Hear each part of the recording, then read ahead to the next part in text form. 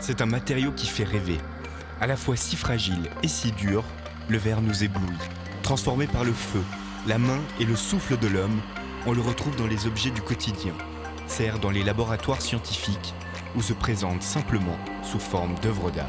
Si on veut augmenter un peu l'épaule, on chauffe et on souffle un petit peu.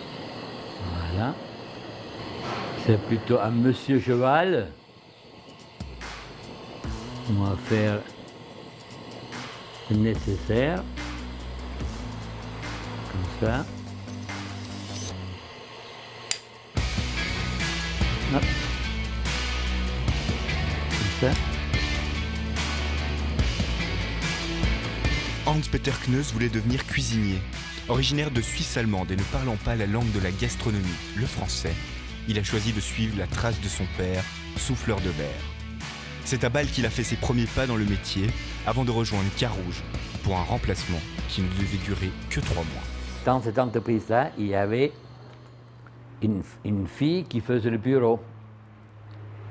Et cette fille-là est devenue ma femme.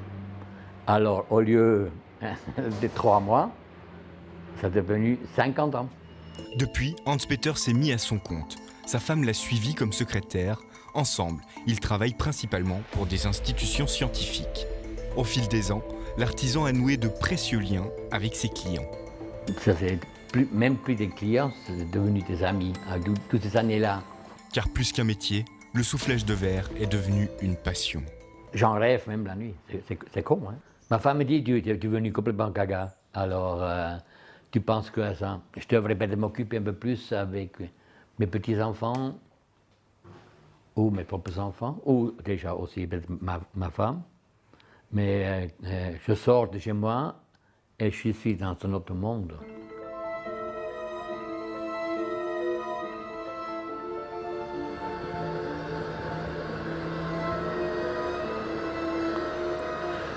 Ça peut aussi arriver qu'on fait une pièce comme ça et tout à coup,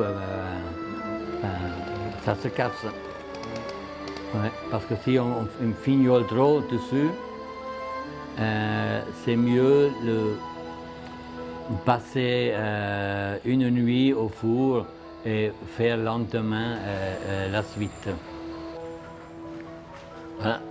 Ce sont des fours de recuisson. Comme ça, et on pose la pièce dedans. La nuit passée dans le four fait disparaître les tensions dans le verre et le rend plus résistant. Comme ce cheval, Hans-Peter reçoit des demandes de tout genre et certaines ont une forte résonance affective. J'ai reçu ce matin un téléphone, c'est assez touchant. Une dame qui a dit « Monsieur, est-ce que vous faites des chœurs ?» Je dis « Mais je fais tout ce que vous voulez, madame. » Elle a dit « Oui, et vous croyez vous pouvez mettre un peu de cendre de mon mari dedans ?» Je dis « Bien sûr, je peux faire ça. » Mais ce sont des choses qui sont très touchantes. À 71 ans, Hans-Peter Kneus n'est toujours pas prêt de s'arrêter. Ses prochains projets, un Bob Dylan et sa guitare, ou encore une statuette de Mick Jagger. Décidément, le verre rend éternel.